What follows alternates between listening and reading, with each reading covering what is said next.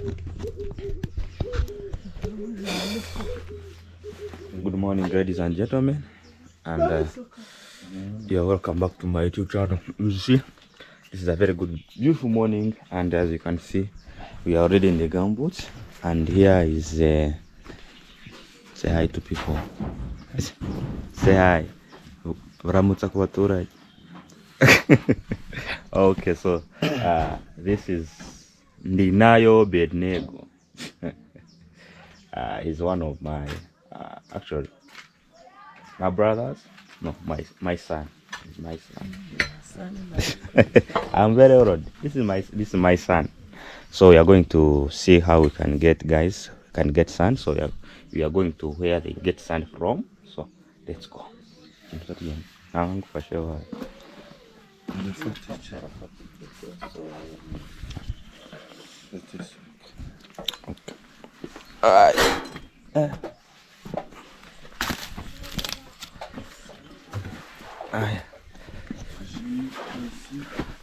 Abari kugenda bari he?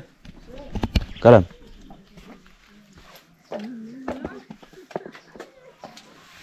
Niki? Nzaga nawe ndi kugenda ukatangira kuntu. So here guys, I'm calling the people who have to go together, all those ones who have to carry the sand from the sand mine here up to home, but unfortunately they are refusing.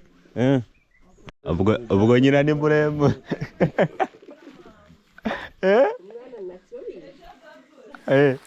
So here my grandmother is making us a joke because this one in the family I'm like his father, because we are like the in the clan we consider them to be like like the father, so he's like my son in the clan. So my father my grandmother is saying like the father and the son are going together.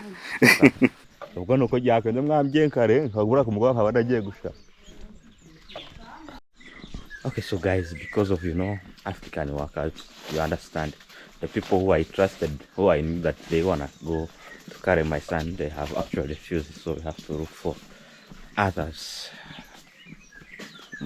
The people who would carry, they are now refusing. So if we fail to get one, maybe we're gonna dig it and then we pile it. So we look for the other more people to bring it.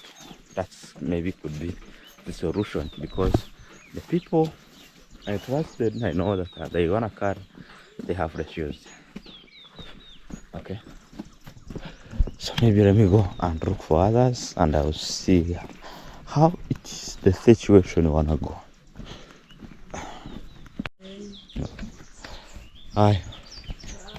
So okay, so guys, I was telling that woman to come and carry for me the sand, because the people I trusted, they refused to carry for me, but lucky enough he has accepted.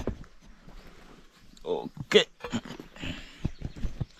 lucky enough he has accepted. So I want to tell him, after we are going to first dig it down, and then from there I'll tell her, and then she can come and start to carry.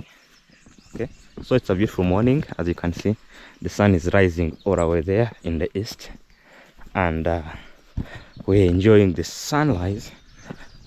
It's a very beautiful morning here in Africa, in Uganda, and I hope that everyone who is watching this video is typically very all right, as we are also all right. We give thanks. So that is it, guys. We are moving to, how do you call that? Yeah, okay, we are moving to sand mines. That's sand mines. That's where we are going to, and let's move. See that bird, guys? See, it's so beautiful. You see that? How are you? So it is coming to greet us in this beautiful morning. You see, in the load we are using is the one it's using. You see that? Morning, beautiful bird. How are you? Okay.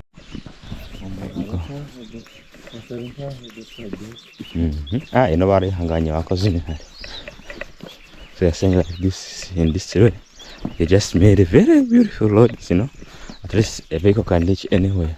And you can see here in this area, it's just area for the leech, because you wanna see most of the houses are beautiful. You see like here, you see like there down, that the one that is coming down, the black one.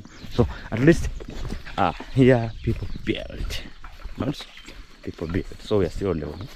We are heading to sand mine, and as you see, I'm coming with a hoe. You see that? Coming with a hoe. So we are going to mine sand. Okay. So this is where they sell sand. They have to take us to the sand mine. Alright. Mezemte. Yeah. Have you mangaraji?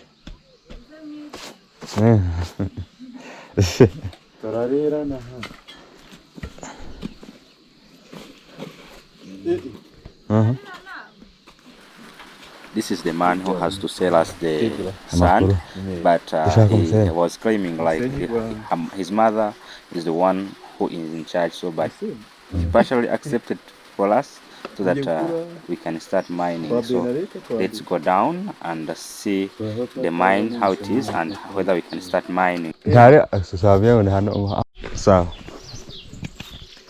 guys, we're heading to the mine.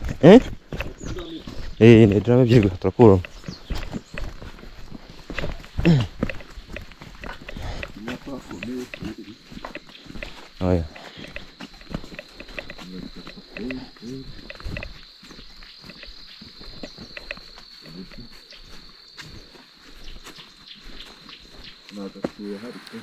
He is saying like if you want we can start to mine from here, but as you see here it is very dirty, there is a lot of grass, so this was not comfortable for us to mine here. So I said like if we can move down down inside down this step so that we see where we can get the good.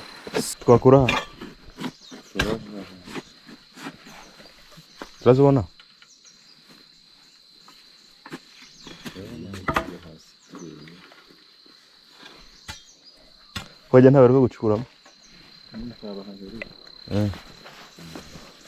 nanga ino musi hari ahageze niyo musi mwareba yo muri kuza nkino we senda yabino kuko niko hano hasa nahakomeye. Yeah, it's very hard. It's very hard. I'm gonna check here and see. Ndina azukareba ino ko hameze minure nuko ari mu mazi.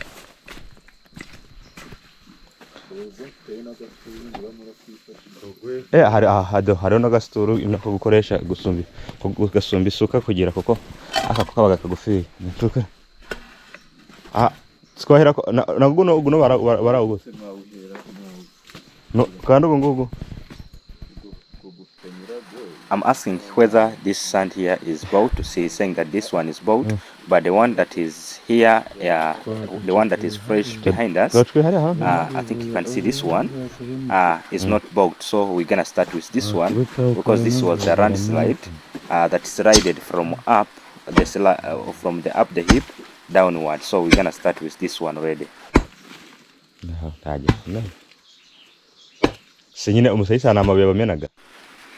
So yeah, I'm asking like, I think like the sand, it's the stones which they keep on like hitting so that which comes out as a sand, because when the way I'm seeing, it's all like the compacted stones which they keep breaking down to, you can see, to then which suddenly forms into a sand. So maybe this is my first time actually in the mine, in the sand mine. So I'm also going to mine the sand for my very first time.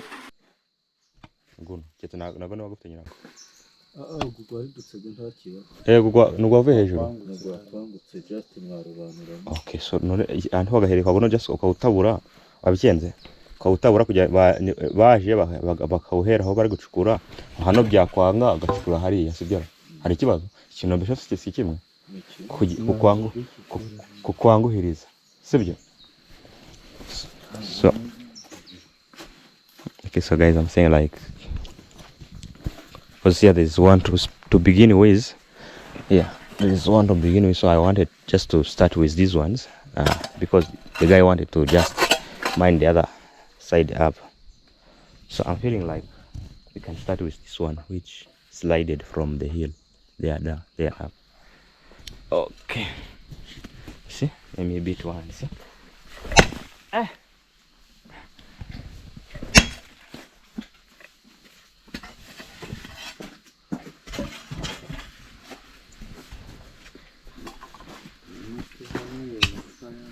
Babanzaga bishuraga barangije. Byanze ubwo igikurusu ko twatwishyuye se tutazicukuye nayo twaza tukazicukura. Naho ni kugira ngo twagira guno naguno sigo guno so wakuraho ibyo hejuru ukawukurura.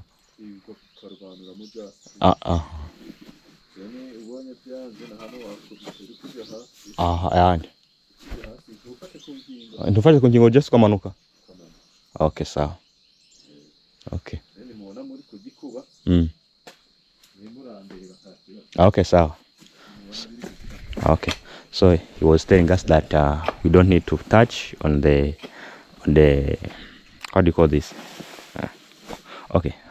We have to dig going down, not touching on the other side. Have to dig down.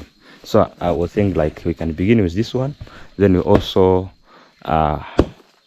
remove that one, bring that one down. I think that one could, this one and that one around can even be like a half of the drum, because we only need 2 drums here on the sand. So that will have helped us reduce on the labor. Okay.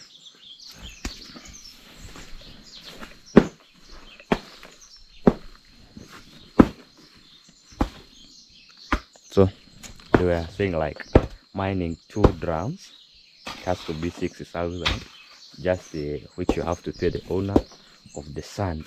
You get, so that you start doing from here. You start mining from here. Only 2 drums. So and then you have to also pay your worker, like my son here, my son here. So from now I'm very old. You're just gonna have to respect me because I have a very big son. So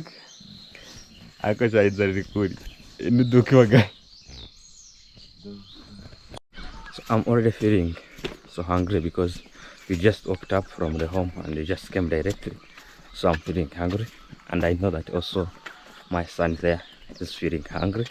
So I'm going to the shop to buy something we can use as a breakfast for the meanwhile as we are working, so that we get a little bit energy, because you cannot say that you want to spend the time up to when we're gonna go back home before we get anything. Okay, you can see like that guy is in the garden organizing stones. Okay, so it's a part of the culture here in our area. Whenever you reach or you bypass someone working, you thank him for working, you know. So in the say wakoze, that thank you for working. Yeah, so it's part of the culture. Actually, when you bypass someone working and you don't thank him or her, it shows up badly among our culture. Yes, of course, you can see he's doing amazing work. You can see organizing all this garden and removing all these stones, putting them aside. It's quite a good work he's doing, guys. Okay. This is the trading center nearby where we are going to look for our breakfast, guys, here. Okay.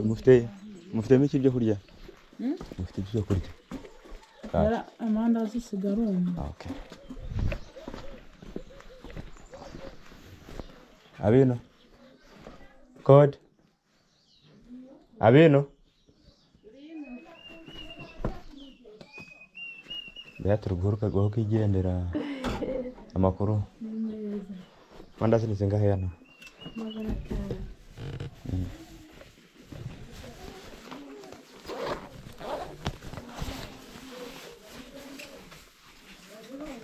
Here I'm buying some mandazi because it is the easiest breakfast I could get around, and from the nearest shop, because these two shops are the ones which are the nearest and the sand mine. Otherwise, others are just the homes for the individuals or for the villagers. Akarambikamo gutyo urambikamo nta kibazo aricyo karabaza.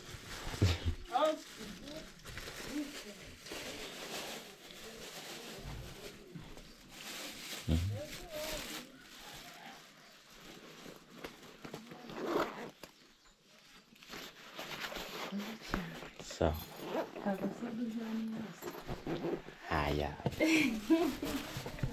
ufite ikindi kintu atari okay. So wakoze.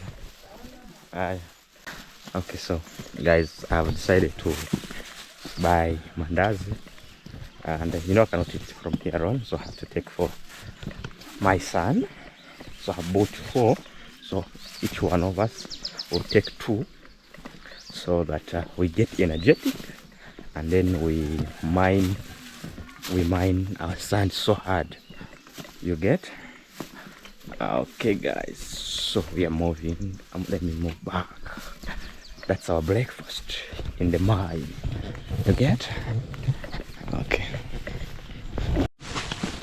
Where do I put my bag?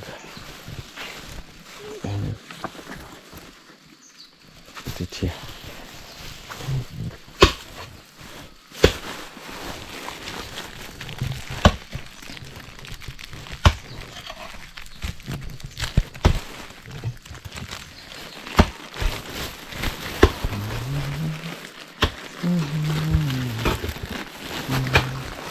Ngo nagosana umusenyi.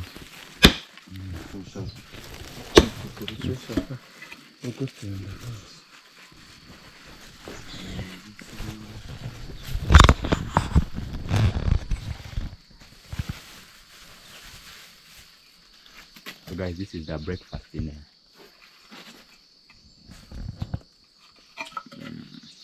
In the sand mine.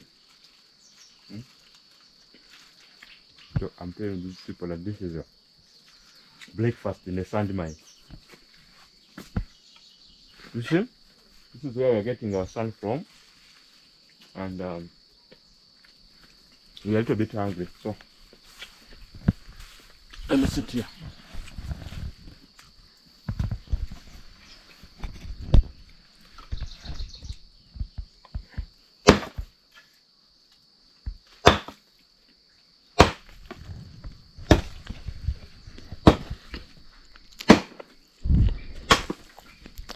Manzurya mwana. Manzurya.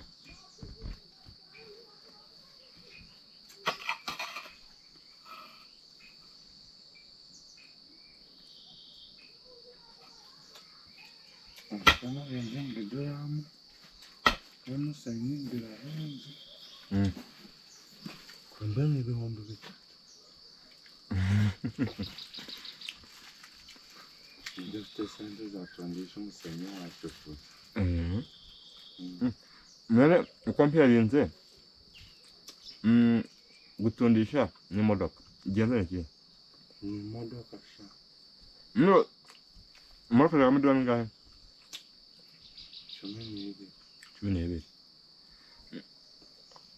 anga mshimira biza wazengahe anga mshimira biza wazengahe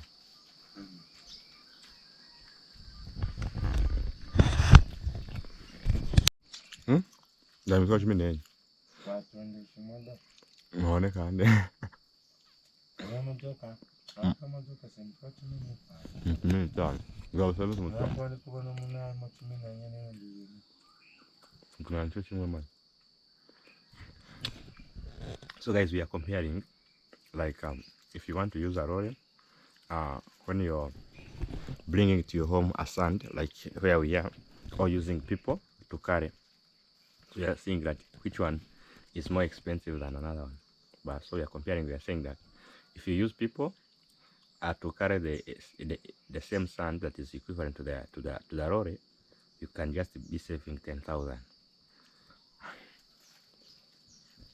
but not that much. So, but again, because when you're using people, you have this hassle of coming to the sand mine to buy, to put someone to quarry it or to mine it. So you have to, some people will just don't work well. So it's better now to use a vehicle, because a vehicle pay at once, then they bring without hassling.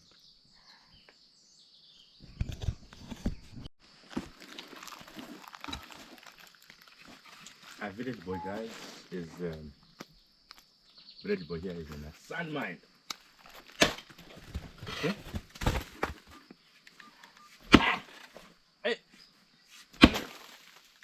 Amen.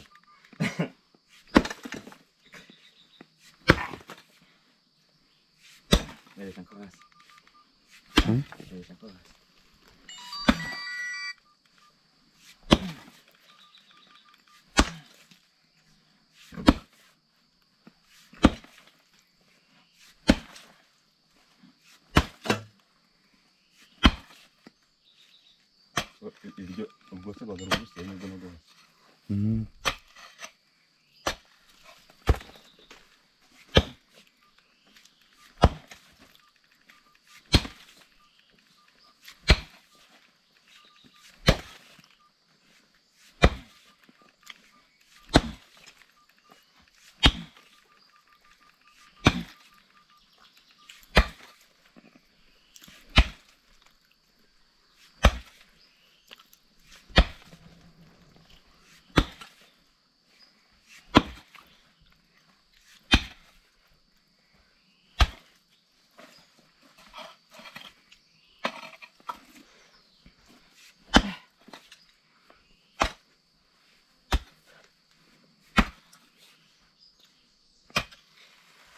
Abera ku kaguko bacesha wagirago umusenyi mbega urimo umwera ariko kuguhonda.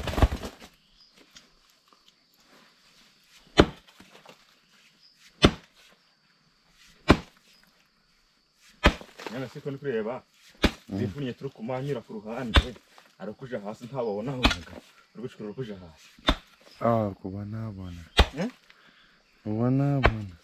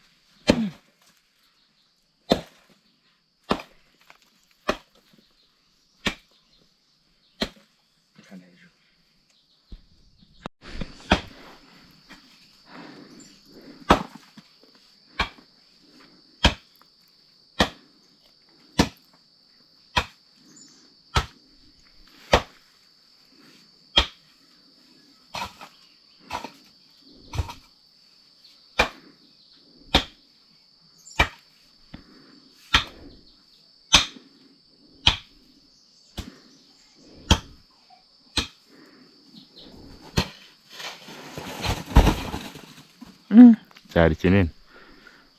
That was so big, so big. You know, I'm just impressed by how these stones are coming. You know, it's just like stones. You just have to beat them to make like to create sand. They are stones. You have to beat them, then they become sand. See?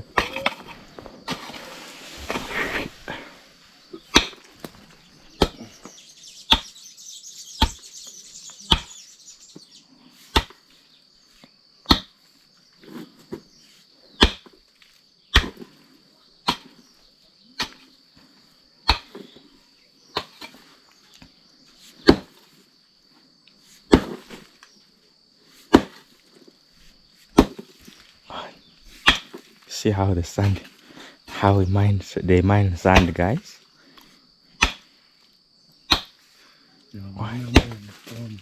Huh? y'abasirikare baravuga umusirikare w'amukuru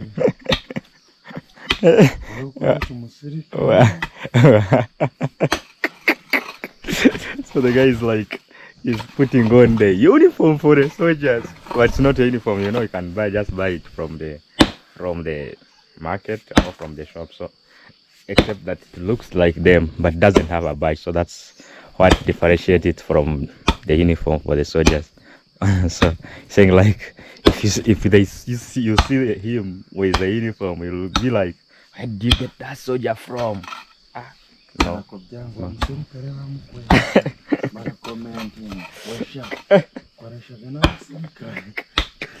You guys saying like, can you recommend that I use the soldiers? Okay, I use soldiers because they're energetic. When you're off Timbaraga.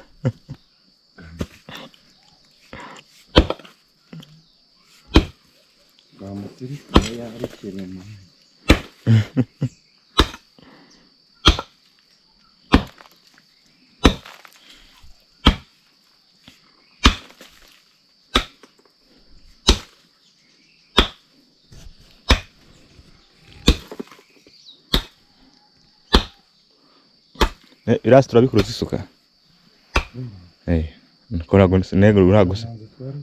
Guragose sigo. Tugume turaguca turi kuja munda. Okay. So I was saying like, because there is another one that just came down because of landslide. So I was like asking that, can't we like pull them nearby? Saying like, they're going to continue like this. So for them, they just keep on moving down. Okay.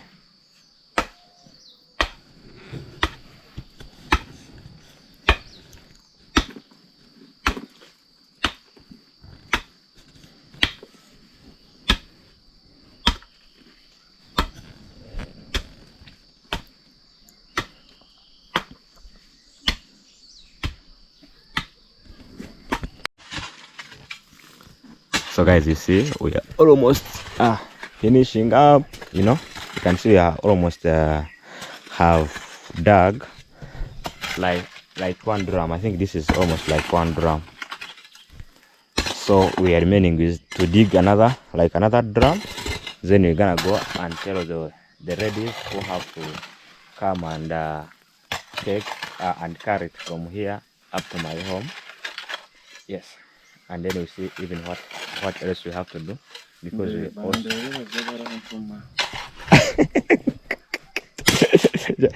basaba kazi.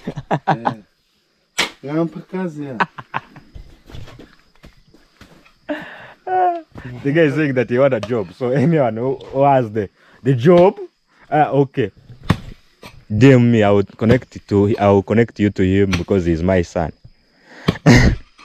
Sibyo bo banterere bambye ngo ushaka nterere ari kibazo.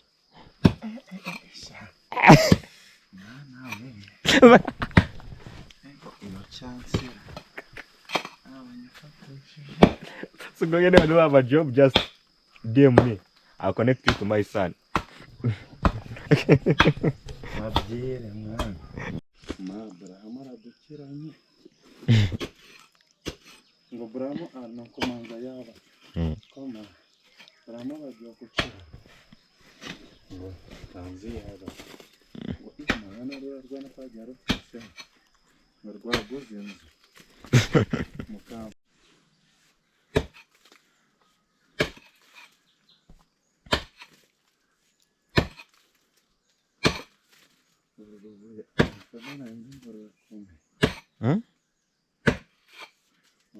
Cyakomeye cyane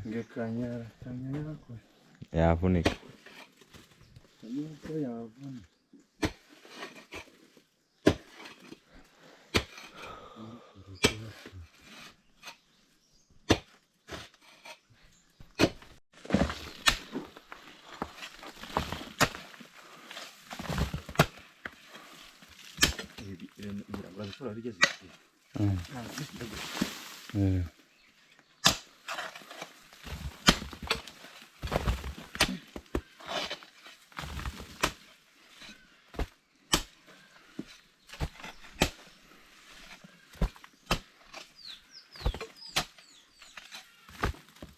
ubwo hari umusenyi mwinshi.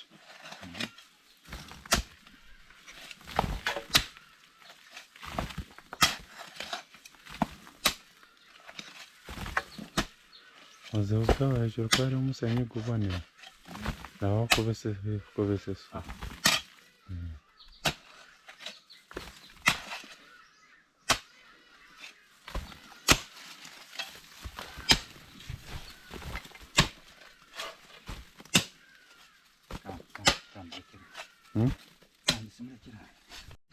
So guys, you see, we are almost finishing up. So we are just piling it together so that we go. I think in this sand we have been able to dig down.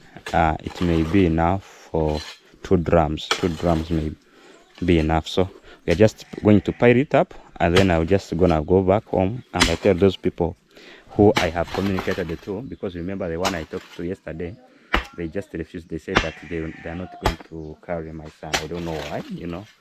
Maybe it's because they are relatives, and you know the beef between relatives. They don't like seeing someone developing. I guess so, because they had told me, they have promised me that they wanna carry, but in the morning when I went to tell them, they said no, they are not interested. They will not carry, you know. So from nowhere. But remember, I talked to someone when I was coming, the other lady. So I'm going to tell her that we have finished piling it up, so they will just come and carry. Me, I will be measuring what they are bringing at home. So we are almost finishing, guys. That is it, and we are about to go back home. And I think we have worked. So let us put it in a comment box below if we have really worked. Okay, so we are piling it up, and then we go.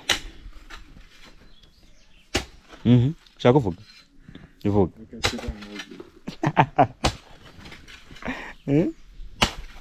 So I'm telling him to give me the bag.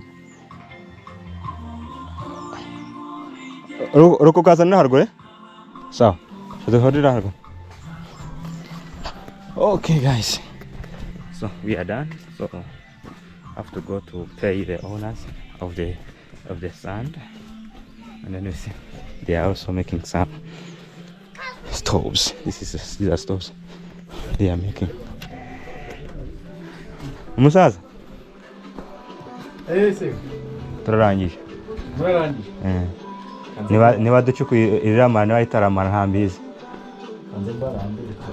Okay, so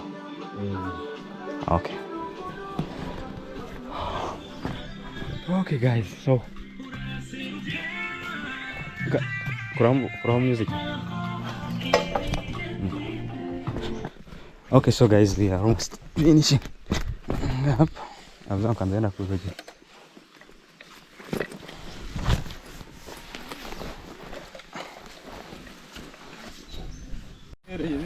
So before paying the guy, he's first going to the sand mine to see how much sand we have mined, so that it doesn't get too much, so it doesn't take little or too much. So he has to first investigate to see how much we have so far mined, and then we pay him.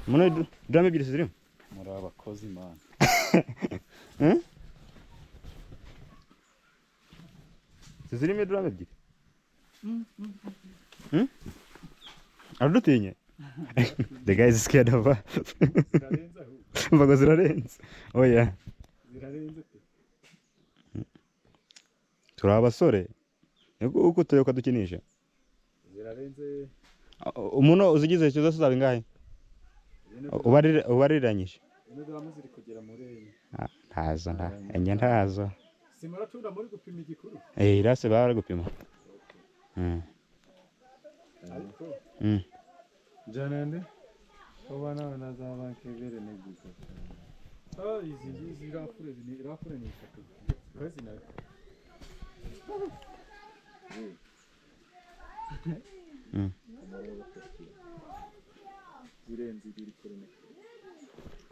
Okay.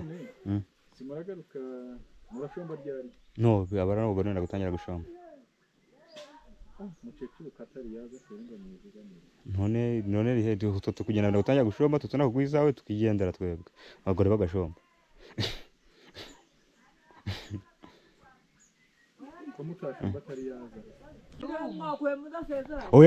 oya twavuganye ubwo ndi kubona ngo umukecuru araba yaje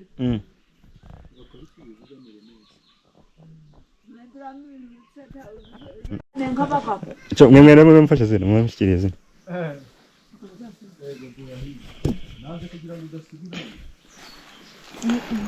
okay singa zindi maturisote ngatugeza mu rugo singa sawa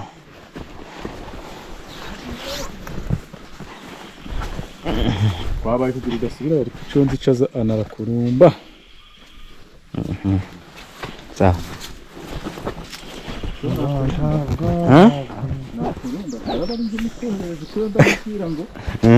abyuko byabaye njyewe ntonze ide y'umusenyi ariko yasize sawa aha kumusobanurire nawe njyewe ndamusobanurira umuberere ko muri bacaye banjije mwana guheka sawa sawa okay so ubwo batori bamwe bona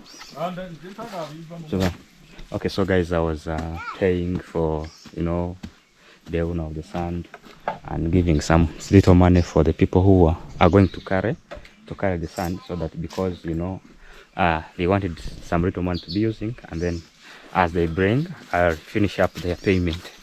So we are going home because for us we have finished digging up the sand, so the only remaining job is to bring it home. So, and those women are going to be carrying and bringing it home. So like that we are moving home. I think it is something guy.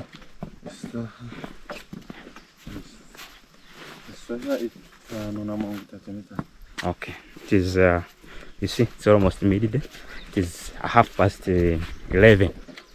It's 11:30, so it's almost midday, and I think we have worked so hard to save some time, guys. So we are going home like that. Okay, guys.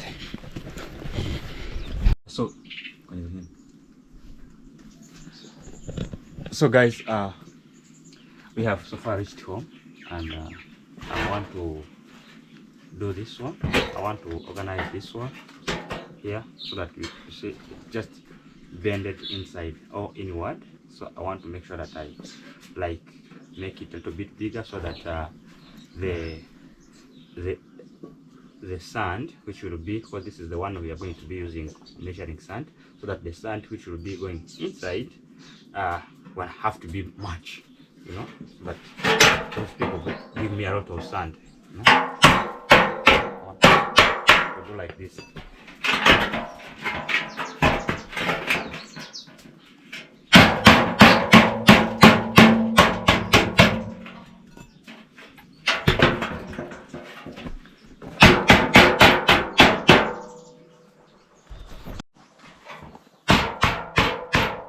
nubwo bamanje bambaza ngo turatunda ngo tumanye turabara ubudeyi bambye mushaka idurami nga byane durami zino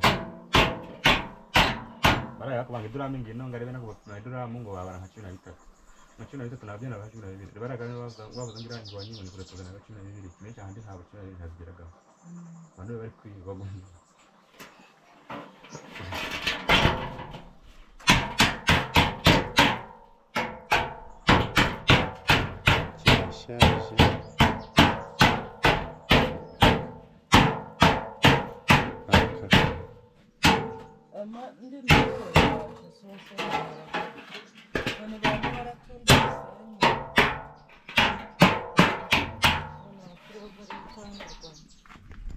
Okay, so guys, right now I'm right now in Unagana, and you know, yesterday we bought only one cement, so I want to buy the remaining cement so that we can finish up with the cement, then I'll call it. So I have come to Unagana to pick another sack of cement, then I think from there I want to call it a day. Okay guys.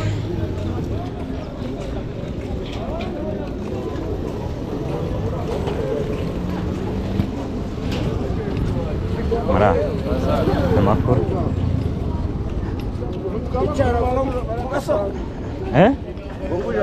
Nandurira ugasoko. Sawa.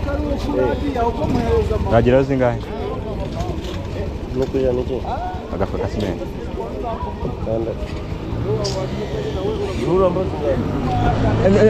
Arakugira.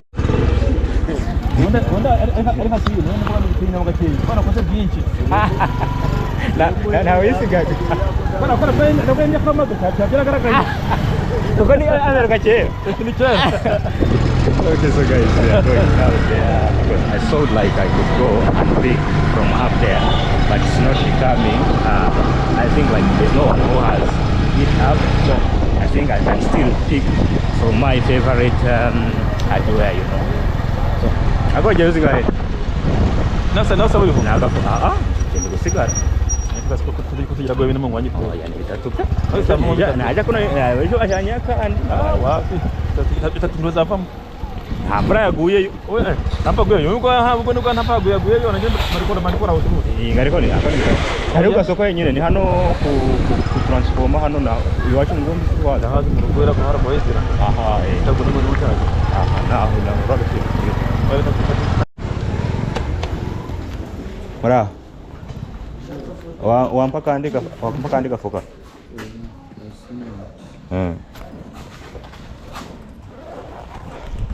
Gumusko jangu uri hano wenyine.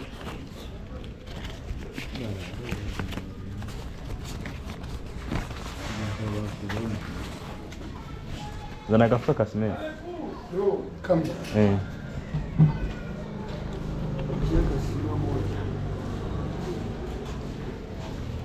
Sawa kasa.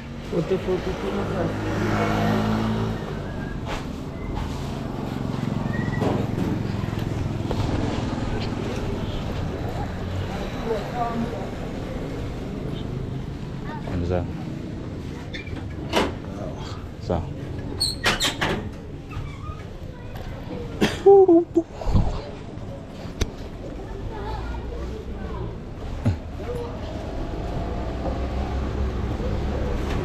Taruh laka. Akaboksi ni wapfa gushyiraho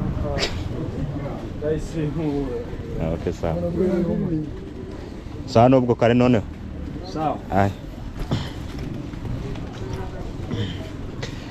Okay, so guys, so that was another remaining cement which I needed. So I've given it to the Bora guy. So but me, I'm still around, you know. I pass via the shortcut. I don't usually use almost on the motorbike. I like passing by the jungle. So I'm going to move up there a little bit so that I first charge my power bank. After charging my power bank, then I'll move. Because lucky enough, like yesterday, I gave it to the person who was not even familiar to me, who I didn't know. But for now, the one I have given is from my press. I know him better. Okay, guys.